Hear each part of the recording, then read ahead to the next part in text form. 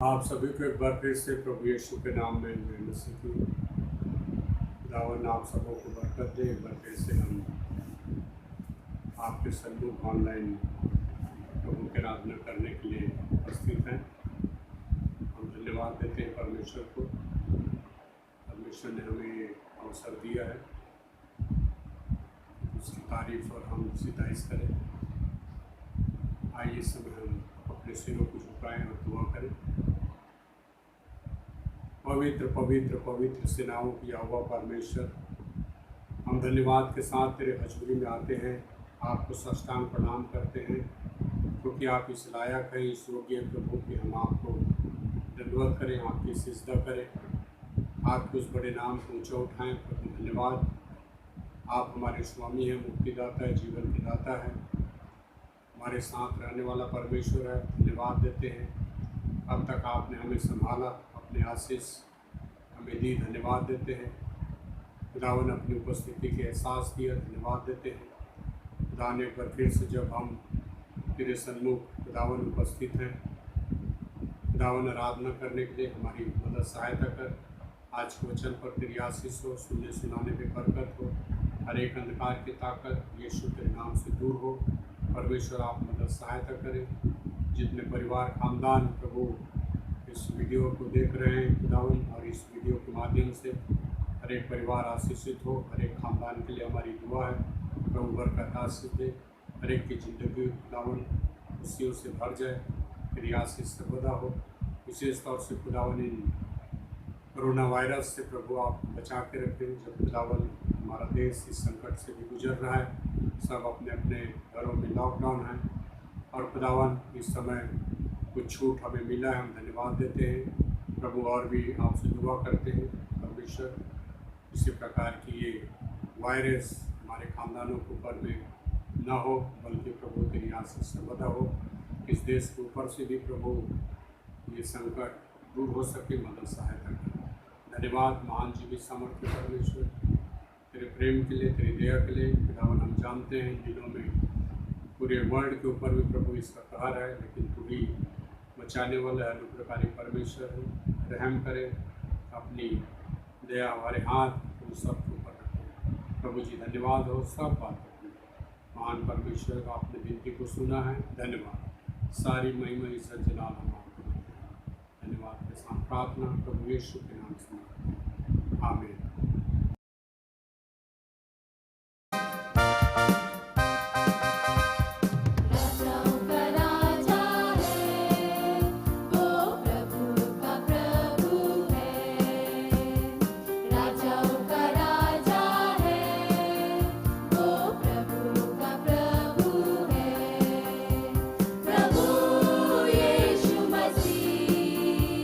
प्रभु यीशु मसीह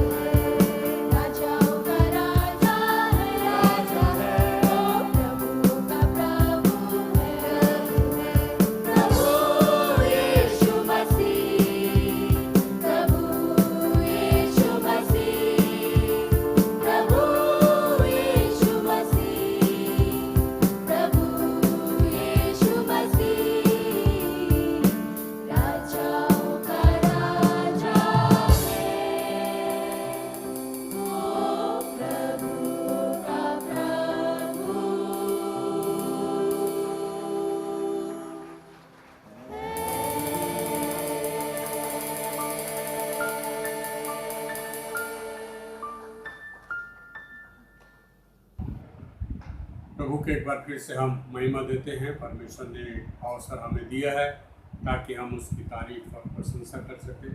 परमेश्वर ने ये एक बार फिर से आराधना करने का ये संडे का दिन दिया है, जिस प्रभु ने हम सबों के साथ रहा, हमारी मदद और सहायता की। हम धन्यवाद देते हैं। आज का जो संडे है, जो पेंटिकॉस्टल संडे के रूप में मनाया जा रहा है, हम प्रभु को धन्यवाद देते हैं पेंटिकॉस्ट के लिए, जो हम सबों के लिए बहुत ही महत्वपूर्ण है।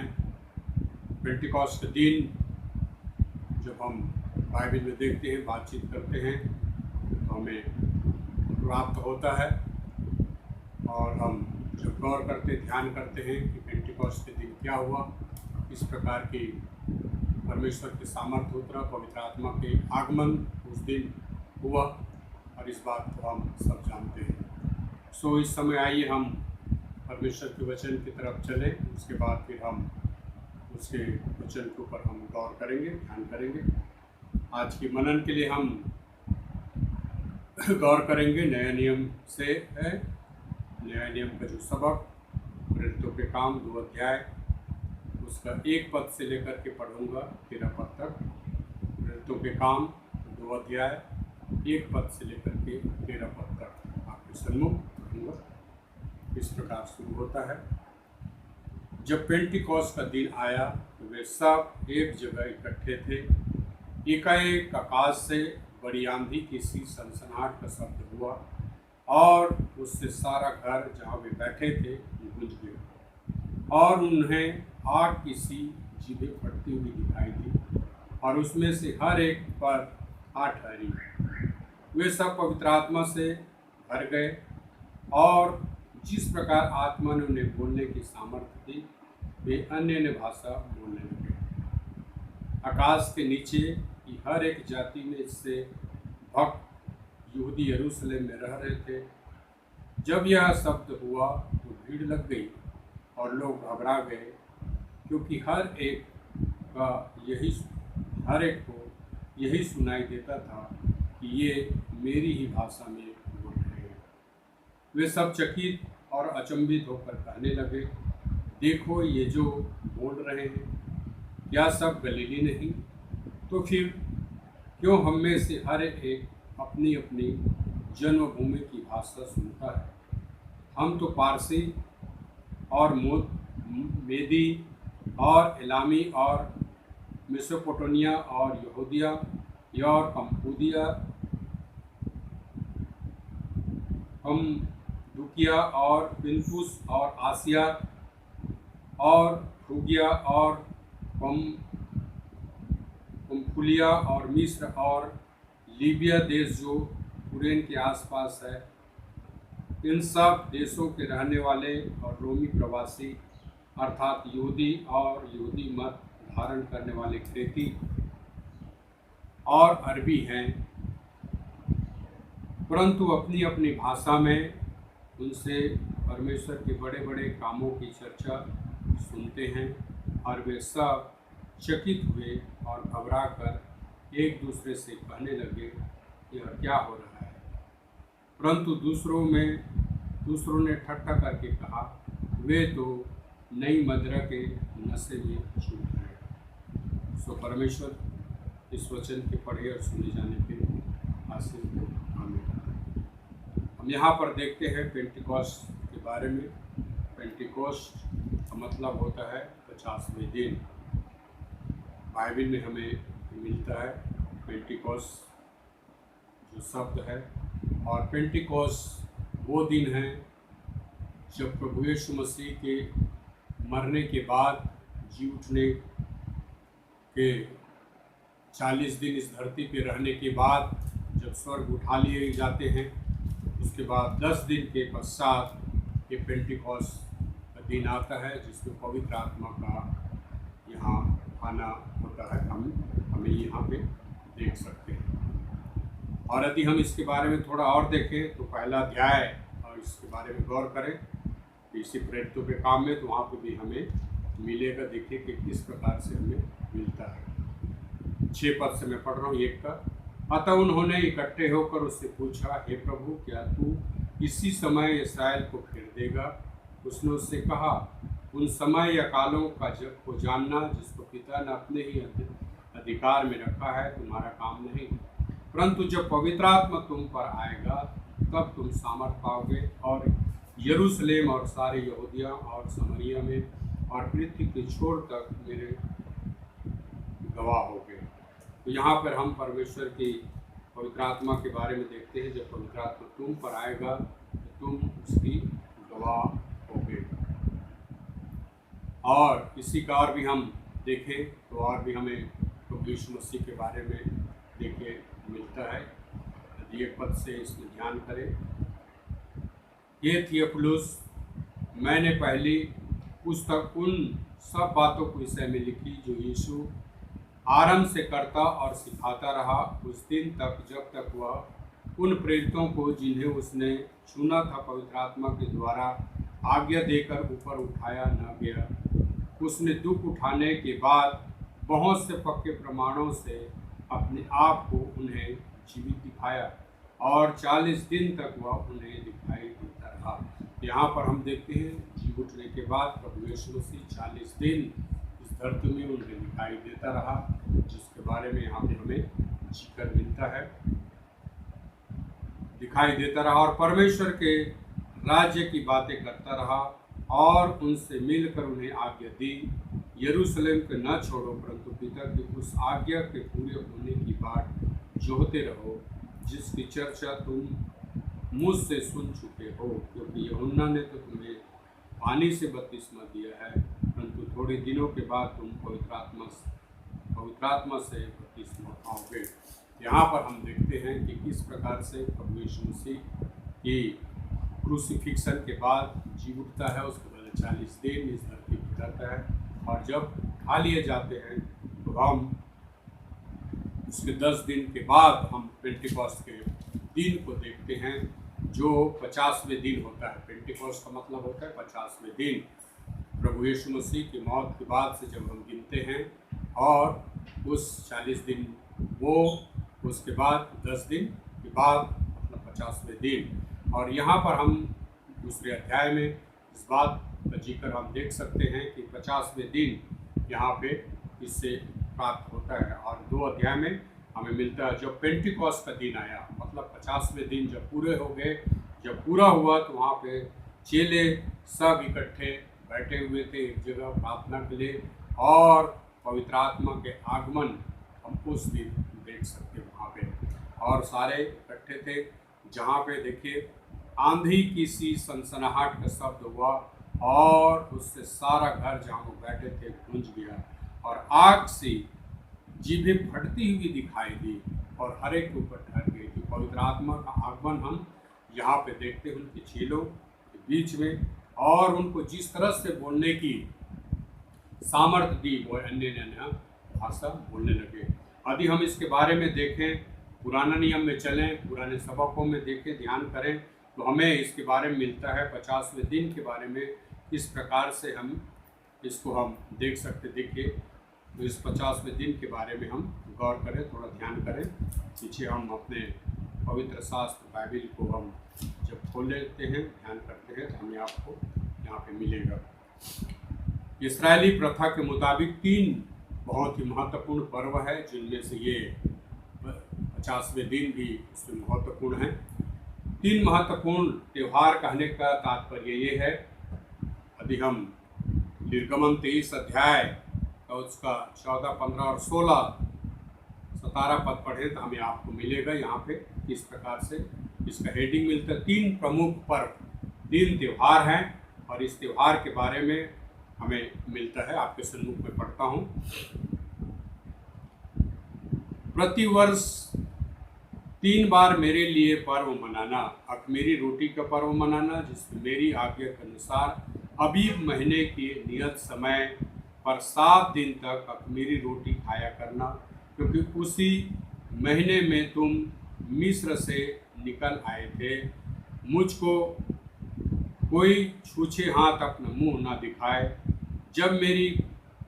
जब तेरी बोई हुई खेती की पहली उपज तैयार हो तब कटनी का पर्व मनाना, वर्ष के अंत में जब तू परिश्रम के फल बटोर के ढेर लगाए तब बटोरने का पर्व मनाना, प्रति वर्ष 3 बार मेरे सब पुरुष प्रभु यहोवा को अपना मुंह दिखाए। आते हैं 3 मुख्य त्यौहार के बारे में। 3 मुख्य त्यौहार कहने का तात्पर्य ये है, अख़मीरी रोटी का पर्व, दूसरा कटनी का पर्व है और तीसरा झोपड़ी का पर्व हमें यहाँ पे प्राप्त होता है। और इन पर्वों को हम देखें, गौर करें, ध्यान करें तो हमें ये प्राप्त होता है कि किस प्रकार से हम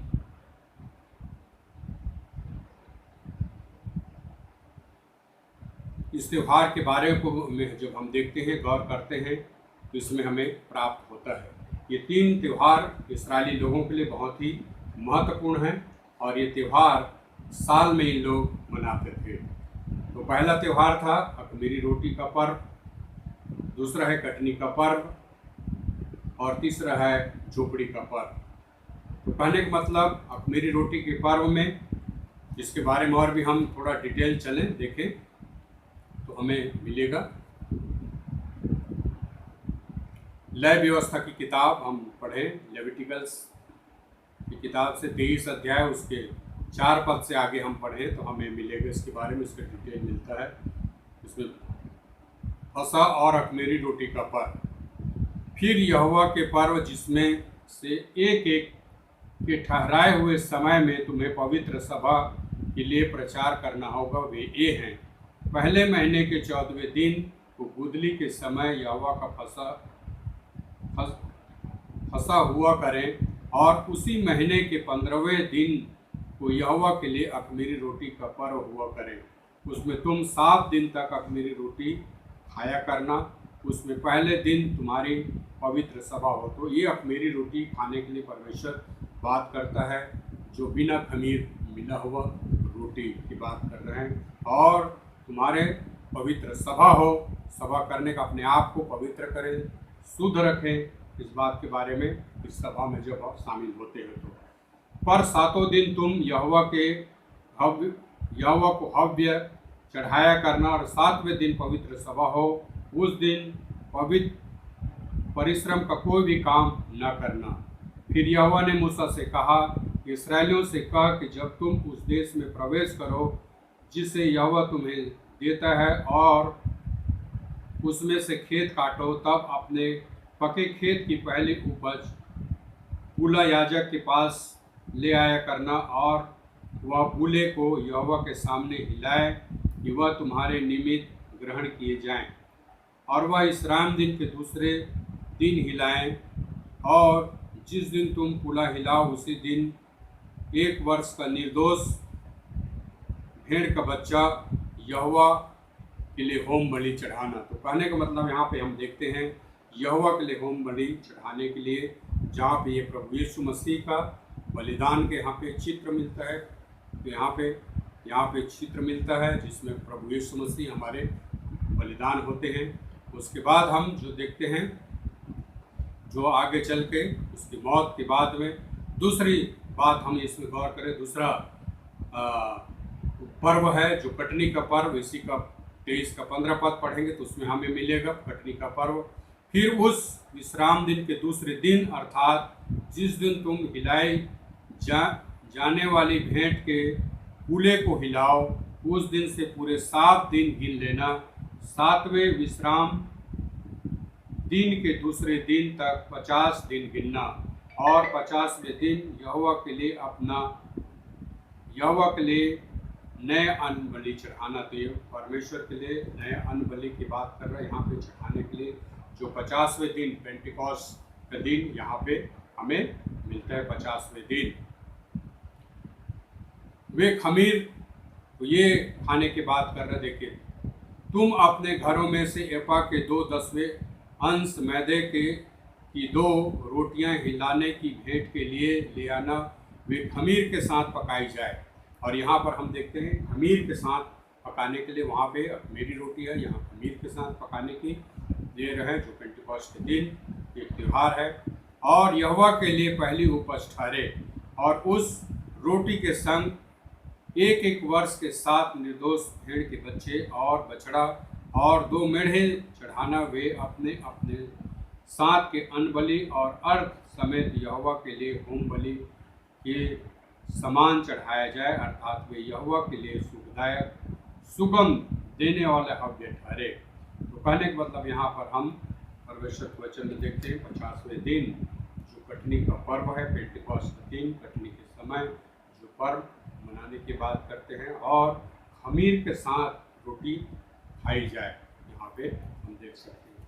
तीसरी बात यदि हम देखें यहाँ पे, तीसरा जो पर्व है इसके बारे में 3 अध्याय का यदि हम 23 अध्याय को उसका 33 पद से पढ़ें तो हमें मिलेगा झोपड़ी का पर्व, जो मुख्य त्यौहार है ये इस्राएलियों का। मैं आपके सम्मुख पढ़ रहा हूँ। फिर यहोवा ने मूसा से कहा, इस्राएलियों से कहा कि उसी 7वें महीने के 15वें दिन से 7 दिन तक यहोवा के लिए झोपड़ी के लिए पर्व रहा करें। पहले दिन पवित्र सभा हो, उसमें पवित्र परिश्रम का कोई भी काम न करना। 7वां दिन यहोवा के लिए हव्य चढ़ाया करना। फिर 8वें दिन हमारी पवित्र सभा हो। तो 7 दिन तक यहाँ पे हम कोई भी काम करने के लिए नहीं करते यहाँ पे, लेकिन अपने आप को पवित्र करना। और 7वें दिन पवित्र सभा की बात कर रहे हैं यहाँ पे झोपड़ी की पर्व में। यहोवा के नियत पर्व यही है, इसमें तुम यहोवा के हव्य चढ़ाना अर्थात होम बलि, अन्न बलि और मेल बलि अर्थात अर्थ प्रत्येक अपने अपने नियत समय पर चढ़ाया जाए, और पवित्र सभा का प्रचार करना। इन सबों से अधिक यहोवा के विश्राम दिन को मानना, और अपनी भेंटों और सब मन्नतों और शिक्षा बलियों को जो यहोवा को अर्पण करोगे चढ़ाया करना। यहाँ पर हम इन 3 बलियों के बारे में हम देखते हैं, जिसमें मिलता है कि इस अपने नियत समय में इन सब चीज़ों को, इन सब कार्यों को करना है। और ये पर्व बहुत ही महत्वपूर्ण है, हम परमेश्वर की वचन में देखते हैं। और इस्राएली लोगों के लिए भी ये बहुत ही महत्वपूर्ण था कि किस प्रकार से इस त्यौहार को मनाते थे।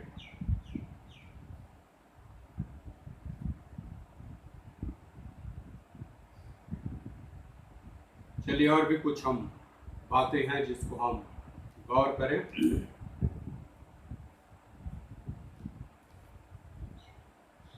व्यवस्था विवरण के यदि इसी के बारे में और करें गौर तो हमें मिलेगा 16:10 आपके सम्मुख में पढ़ूंगा, 9-10 पढ़ रहा हूँ आपके सम्मुख।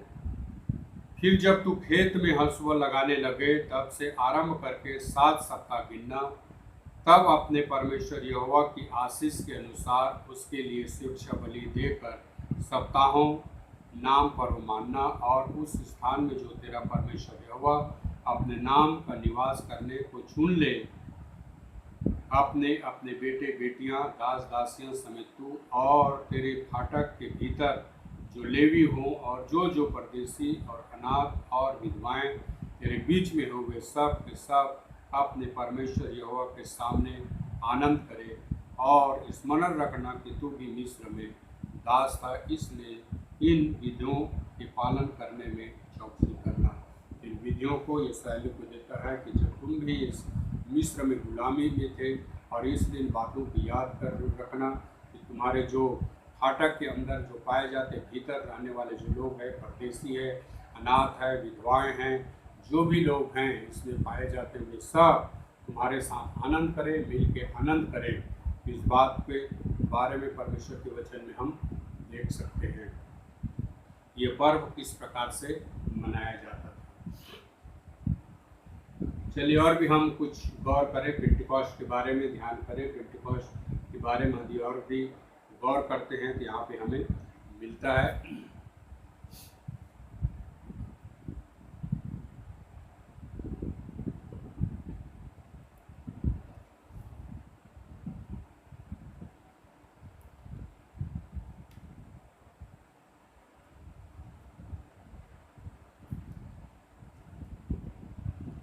गिनती की किताब से आपके सम्मुख पढ़ूंगा मैं 28 का उसका 26 पर आपके सम्मुख।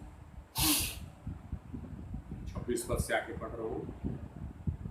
कटनी के पर्व के बलिदान। फिर पहली उपज के दिन में जब तुम अपने कटनी के पर्व में यहोवा के लिए नया अन्न बलि चढ़ाओगे, तब भी तुम्हारे पवित्र सभा हो और परिश्रम का कोई भी काम न करना। जब ये कटनी का समय वहाँ पर भी कहता है, उस समय भी यहोवा के लिए अन्न बलि चढ़ाना और पवित्र सभा वहाँ पे भी होना चाहिए।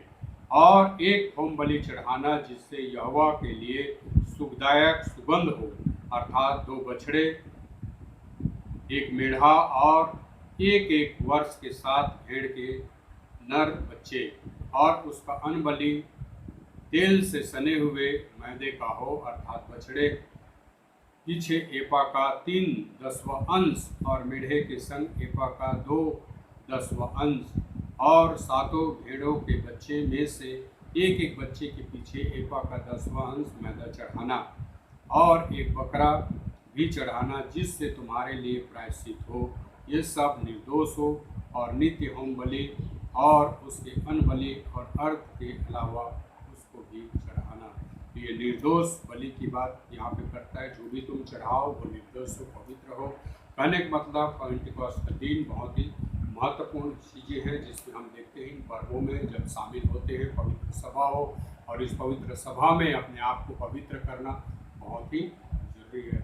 और आज भी हमारे लिए जब हम पेंटिकॉस्ट के त्यौहार मना रहे हैं, पेंटिकॉस्ट संडे मना रहे हैं, तो हमारे लिए बहुत जरूरी है कि हम अपने आप को पवित्र करें, अपने आप को उसके हजूरी में लाएं, तो पवित्र आत्मा की उस भरपूरी को हम अपने जीवन में लें जो पवित्र आत्मा हमारे लिए उंडेला गया है, जो पेंटिकॉस्ट के दिन जो उंडेला गया, जो हमारे लिए एक सहायक है, हमारे लिए मार्गदर्शक है। जब हम पवित्र शास्त्र बाइबल में हम देखते हैं, पढ़ते हैं, तो हमारी सहायक के रूप में हम उसको पाते हैं, और वो हमारी सहायता और मदद करता है, हमारी अगुवाई करता है। और इस बात को हम देखते हैं उसकी सामर्थ्य, उसकी शक्ति से। जैसे हमने नृत्य के काम 1 अध्याय उसका 8 पद को भी हमने जब गौर किया था, तो वहाँ पे भी हमने पाया था कि किस प्रकार से पवित्र आत्मा जब आता है मनुष्य के अंदर में, तो वो सामर्थ होता है। आपके संस्कृत में पढ़ूंगा, परंतु जब पवित्र आत्मा तुम पर आएगा तो तुम सामर्थ पाओगे, और यरूशलेम और सारे यहूदिया और समरिया में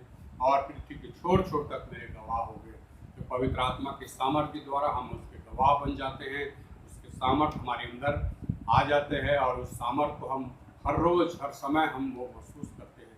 और इसलिए उसके पवित्र आत्मा के भरपूरी में और भी हम ज़्यादा से ज़्यादा हम रह सकें। इस पेंटिकॉस्ट में लगातार भरते रहें। भाई पेंटिकॉस्ट एक दिन की बात नहीं है, लेकिन हर रोज़ हमें पवित्र आत्मा से भरने की ज़रूरत है। इसमें पौलुस और भी इसके बारे में 1-2 जगह इस पेंटिकॉस्टल के जिक्र करता है। चलिए हम उसको भी थोड़ा गौर करें।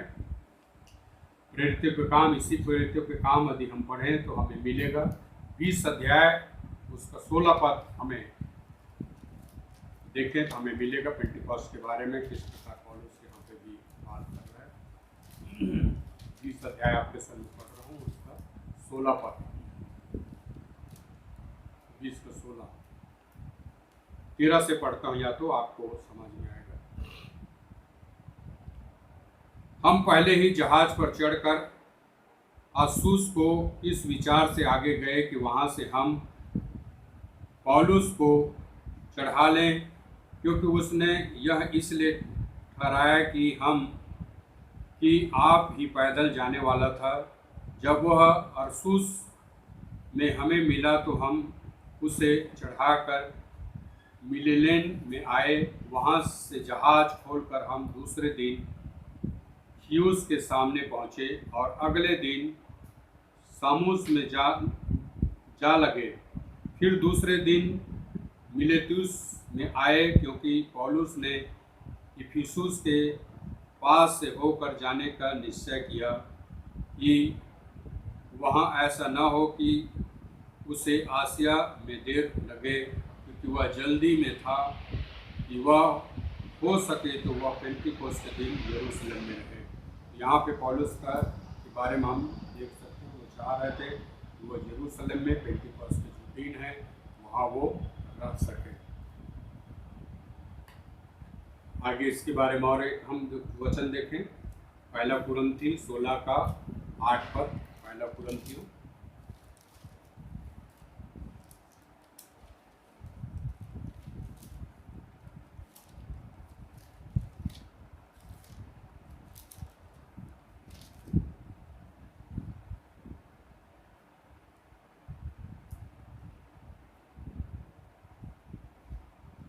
5 पद से पढ़ रहा हूँ आपके सामने। मैं मकदूनिया होकर तुम्हारे पास आऊँगा, क्योंकि मुझे मकदूनिया होकर जाना ही है, परंतु संभव है कि तुम्हारे यहाँ ही ठहर जाऊँ और शरद ऋतु तुम्हारे यहाँ काटूँ। तब जिस ओर मेरा जाना हो उस ओर तुम मुझे पहुँचा देना, क्योंकि मैं अब मार्ग में तुमसे भेंट करना नहीं चाहता, परंतु मुझे आशा है कि यदि प्रभु चाहे तो कुछ समय तक तुम्हारे साथ रहूँगा, परंतु मैं पेंतीकोस्त तक इफिसुस में रहूँगा, क्योंकि मेरे लिए वहाँ एक बड़ा और उपयोगी द्वार खुला है और विरोधी बहुत से हैं। तो कहने तो मतलब यहाँ पर हम देखते हैं पौलुस मकदूनिया जो है जाने की इच्छा जाहिर कर रहे हैं यहाँ पे, और वो इसके साथ साथ वो कहता है कि जो तुम्हारे साथ कुछ समय रहूं, परंतु मैं पेंतीकोस्त तक इफिसुस में रहूँगा। तो इफिसुस में रहने की बात यहाँ पे हम देख सकते हैं पेंतीकोस्त के समय तक। तो यहाँ पे हम परमेश्वर के शास्त्र पवित्र शास्त्र बाइबल में हम देख सकते हैं कि पेंतीकोस्त के बारे में कि पेंतीकोस्त कितना महत्वपूर्ण है हमारे लिए। और पेंतीकोस्त का जो दिन है, पेंतीकोस्त जो यानी कि 50वें दिन, जिससे पवित्र आत्मा का आगमन इस धरती पे होता है, जिसकी हजूरी हम सब ने महसूस किया है, देखा है, जाना है। और उनके चेलों ने भी पहली बार इस बात को महसूस किया, देखा और जाना कि किस प्रकार से पवित्र आत्मा की सामर्थ उनके बीच में उतरा और बड़े बड़े उस पवित्र आत्मा के सामर्थ से उन लोगों ने कार्य किया। आज भी हम उस पवित्र आत्मा के सामर्थ को देख सकते हैं और उसके कार्य को हम देख सकते हैं। सो पवित्र आत्मा के सामर्थ से, पवित्र आत्मा की भरपूरी में और भी हम जितना ज़्यादा रह सकें, उसके हजूरी में, नज़दीकी में रहें, जिससे हम उसमें और भी भरपूर होते जाएं। और ये पेंतीकोस्त जो 50वें दिन हमारे लिए जो बहुत ही महत्वपूर्ण है, इस दिन को हम बहुत ही समझ सकें। जो 50वें दिन जो पेंतीकोस्त का दिन है, जिसमें और भी हम आनंदित और मगन हों और अपने जीवन में हम आगे बढ़ सकें। सो प्रभु आशीष दे। आइए हम दुआ करें। महान सामर्थी अनुग्रहकारी परमेश्वर, हम धन्यवाद देते हैं एक बार फिर से तेरे प्रेम और दया के लिए। प्रभु सचमुच आप दयालु अनुग्रहकारी परमेश्वर हैं। हम धन्यवाद देते हैं इस पेंतीकोस्त के दिन के लिए। पिता परमेश्वर, 50वें दिन जो हमारे लिए बहुत ही महत्वपूर्ण है, जिस दिन हमारे प्रभु यीशु मसीह पवित्र आत्मा को भेजा, यहाँ से उसकी मौत होने के बाद जीवित हो जाता है और जीवित होने के बाद 40 दिन इस धरती पे दिखाई देता है और लोगों के बीच बड़े बड़े स्वर्ग राज की बात करने के बाद उठा लिए जाते स्वर्ग में। उसके बाद 10 दिन के बाद पवित्र आत्मा का आगमन यहाँ पे होता है, जो पेंतीकोस्त के रूप में हम देखते हैं। पिता परमेश्वर, उस पेंतीकोस्त के दिन के लिए हम धन्यवाद देते हैं, उस पवित्र आत्मा के आगमन के लिए। हमारे जीवनों में पवित्र आत्मा और भी बहुत ऐसे कार्य करे जिससे हम और भी भरपूर हो सकें। तमाम लोगों के लिए हमारी दुआ है प्रभु, हर एक परिवार खानदान को बड़ी बरकत हासिल दे। इन दिनों में विशेष तौर से प्रभु और भी तो संभाले, अपनी सुरक्षा दे। धन्यवाद पिता परमेश्वर। आने वाले दिनों में हम जानते हैं प्रभु बहुत जल्दी लॉकडाउन खुलने वाले हैं। हम धन्यवाद देते हैं पिता परमेश्वर, ताकि सब अपने अपने कामों में खुदावन जा सकेंगे और भी प्रभु हम अपने खुदावन अपने आराधना के भवन में भी हम जाके तेरी आराधना कर पाएंगे। प्रभु हमारी ये विश्वास और भरोसा इसमें प्रभु जितना हो सके खुदावन की मदद सहायता कर, ताकि जल्द से जल्द चर्च के दरवाजा भी खुल सके। परमेश्वर धन्यवाद और सब बातों के लिए महान परमेश्वर, आपने हमारी विनती और निवेदन को सुना। धन्यवाद, सारी महिमा इज्जत आपको मिले। धन्यवाद के साथ प्रार्थना प्रभु यीशु के नाम से आमीन। आए हमारे बाप जो आसमान पर है, तेरा नाम पाक माना जाए, तेरी बात साथ आए, तेरी मर्जी जैसे आसमान में पूरी होती है ज़मीन पर भी हो। हमारी रोज़ की रोटी आज हमें दे, जिस प्रकार हम अपने कसूर वालों को माफ़ करते हैं, वैसे हमारे कसूरों को माफ़ कर, हमें आजमाइश न डाल, परंतु बुराई से बचाए, क्योंकि बात से हाथ चला हमेशा ही करेगा। अब हमारे परमेश्वर पिता का प्रेम, पाक रूप की संगति और यीशु मसीह का अनुग्रह अब से लेकर तमाम विश्वासियों के साथ, विशेषकर हम सबों के साथ हमेशा हमेशा